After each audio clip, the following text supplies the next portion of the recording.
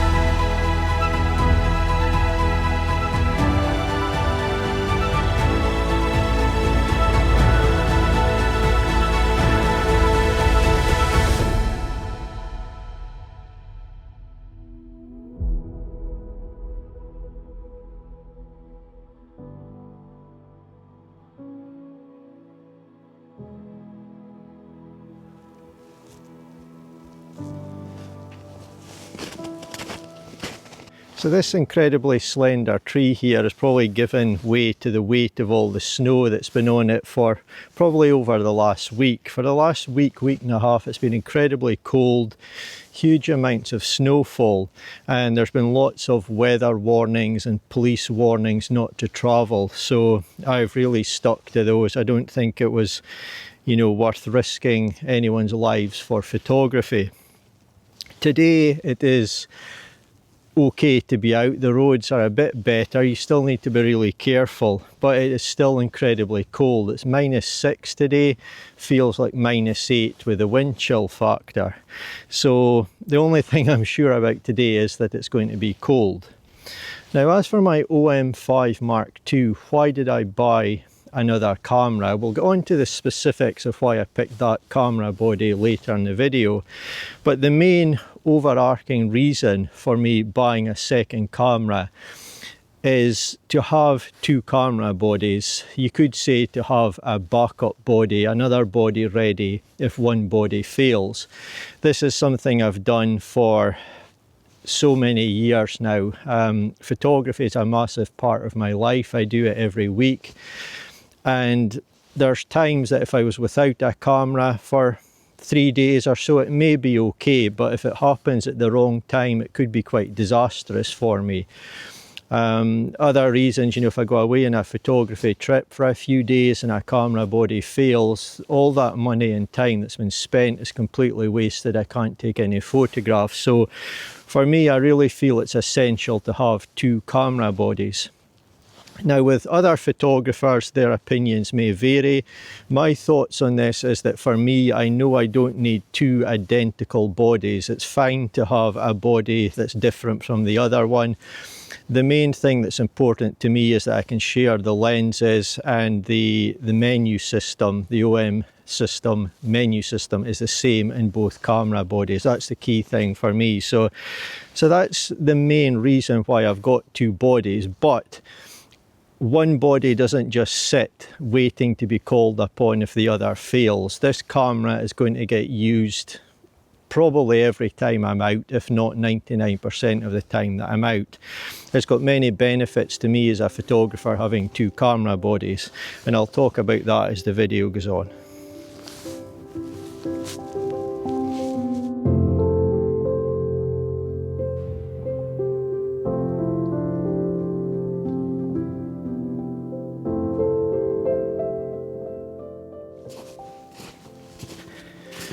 So I've walked quite a way already and it is absolutely magical. A winter wonderland, such a fantastic experience to be outdoors, especially having not been able to get out for, you know, weather warnings and bad roads for so long. So this is really magical and I'm enjoying it and I'm really appreciating it.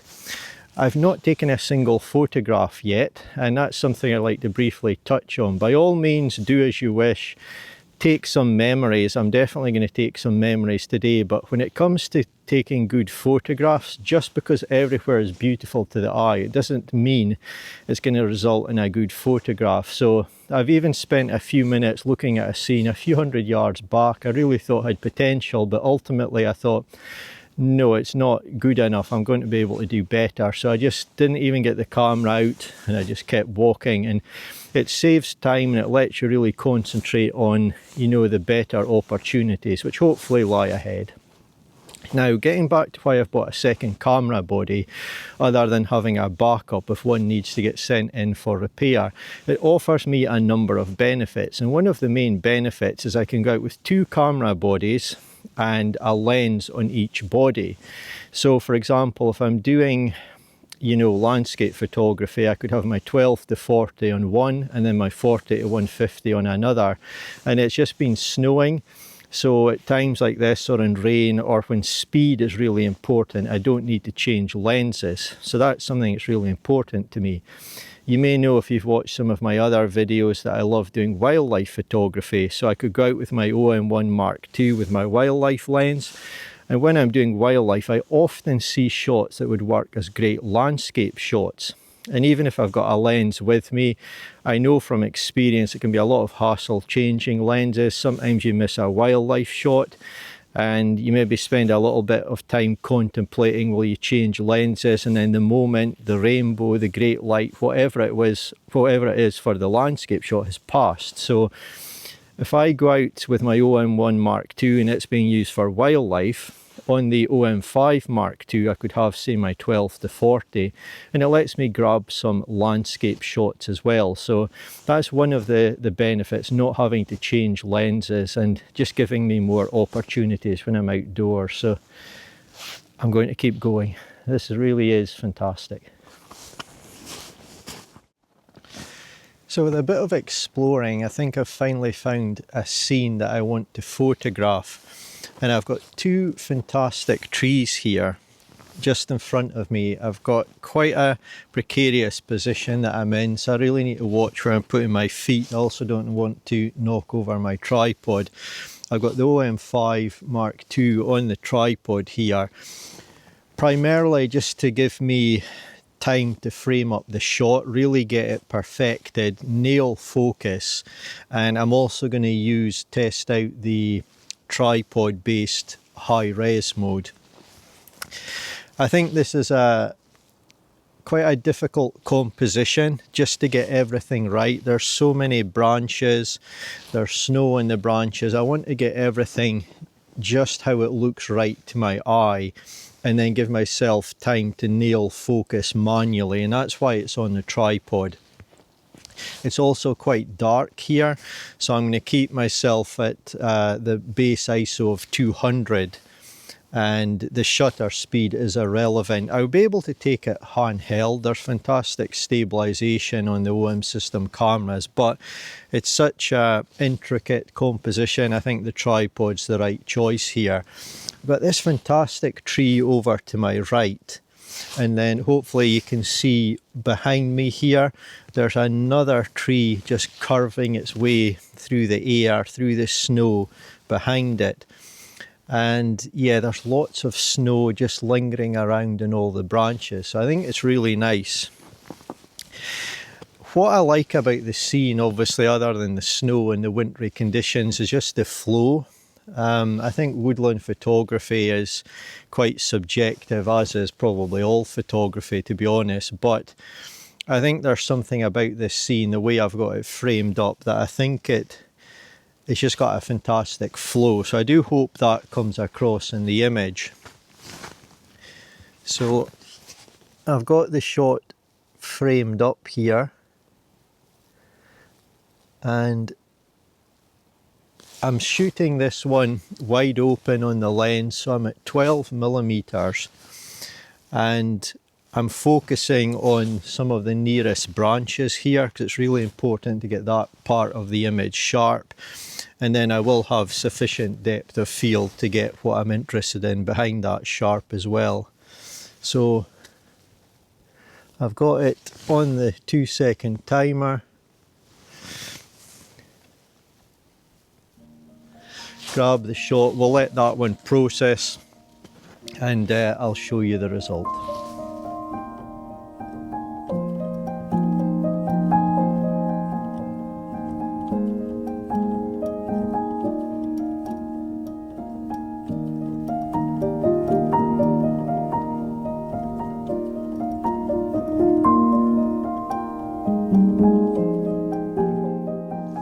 There's a little bit more light starting to creep into the woodland. Hopefully it doesn't get too much light, but a little bit more would be nice. So we'll see what happens. But I'd like to take this opportunity to talk a bit more about why I specifically went for the OM-5 Mark II and some of the things that I'm going to use it for. So first of all, if you compare the technical specifications on the OM system website of this camera against my OM-1 Mark II, the OM-1 is a more capable camera. It's got better specifications. But for my needs, this is all that I need in a second camera body. So I'm going to use this camera for doing some video when I'm out and about. I don't need any fantastic video specs. This will be all that I need. I just want standard 4K footage. I'm not going to be doing any slow-mo or anything like that. And if I need something slow-mo, for example, for wildlife, I have my OM-1 Mark II. And one of the driving factors why I picked this camera instead of any of the other OM system bodies that are available is because of the size and weight. This is a fantastically small and lightweight camera, and if I'm out and about carrying two camera bodies, I obviously want to carry as little weight as possible, and this was the option to enable me to do that. Because it's so light and little, there will be times that if I'm out doing landscape photography, I will take only this camera if weight is a main priority. And again, I'm not going to go through all the technical specs. There's a few things about the OM-1 Mark II that could be useful when doing landscape photography that this camera doesn't have. However, if it comes down to sheer image quality and, you know, taking a shot at low ISO values with all other factors being equal, the images are going to look nigh on identical, I believe. So I'm not concerned at all about image quality on this camera. So for landscape photography, if I want to go out with just this camera, or I'm using two bodies, taking some shots in this and some in my OM-1 Mark II, it's going to do the job perfectly. For wildlife, again, it's not as capable, but if I was in a pinch and I needed to use this camera for some wildlife photography till my other one got repaired, I would be able to use it. But the main thing about wildlife photography for this camera is I can bring it along and get some landscape shots or do a bit of video on this camera when I'm shooting wildlife on my OM-1 Mark II. So a number of reasons why I bought it. There's maybe some more that's escaping my mind at the moment, but I specifically went for this one because it's smallest, lightest, and it's going to do everything I need in a second camera body. It doesn't need to be identical to my OM-1 Mark II. This is more than good enough. So I'm really looking forward to what I can do having this in my kit moving forward.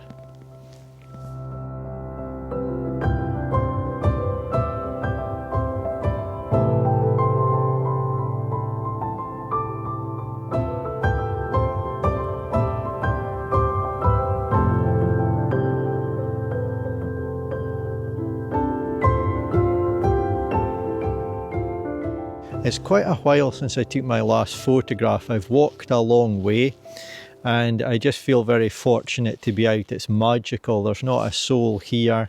It's very peaceful. It's very, very beautiful. But there are not great photographic opportunities everywhere. The sun is just rising in the sky a little bit, but it's not going to get any higher, and it's now starting to cast some light across the woodland, which offers opportunities but also problems.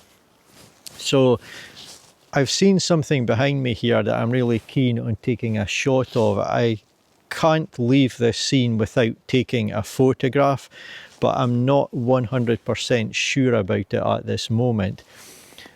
There's some tracks in this frozen area behind me here, and I've had a look over with my camera over in the distance here, and I can see that they're deer tracks. So a deer's been walking across here, but I really love the frozen reeds just at the edge of the water, and these two small delicate trees are just adorned with snow on their delicate branches.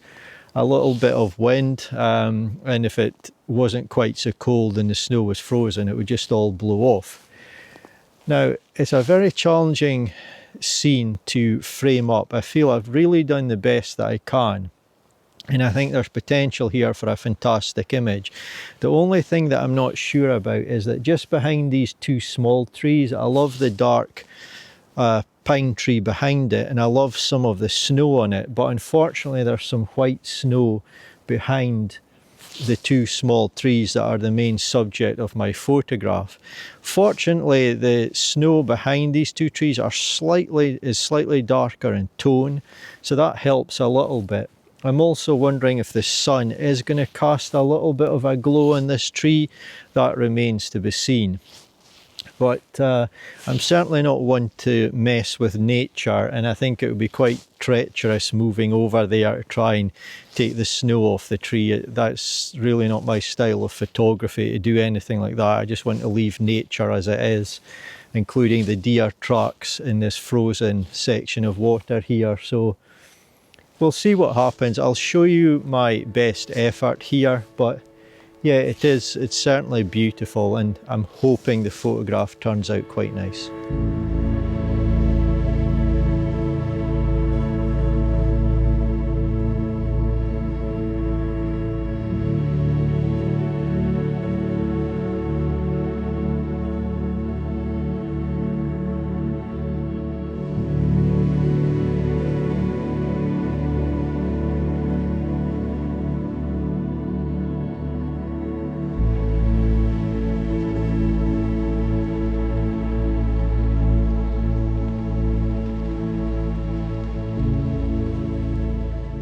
I've been out for a few hours now and taken very few photographs. I've explained why that is, but it's just absolutely fantastic to be out, not a soul within miles.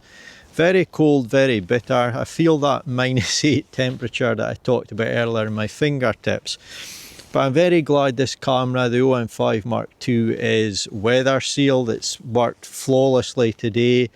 Still tons of battery power left, and I'm really happy with it. It's nice to hand hold. I've been taking a lot of shots obviously on the tripod today, but I've been doing a few experiments, just testing out the camera, and it feels very nice in the hand, and I think I'll get to grips with it no problem. The same menu system, a few different buttons and dials obviously, but it's easy for me to pick up.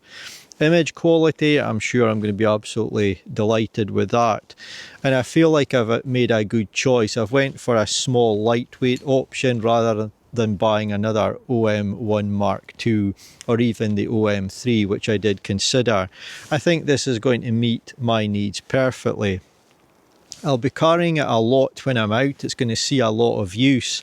And in terms of making video content, if I use this camera along with my OM-1 Mark II for filming my videos, and I'll leave behind the video camera that I'm using at the moment, my increase in weight is insignificant. It's only going to go up by a tiny amount. So yeah, the fact that I can shoot with two bodies, record video on both bodies or just in this one and so on, I feel like it's really going to give me a few more opportunities and just be better all round for me and my photography.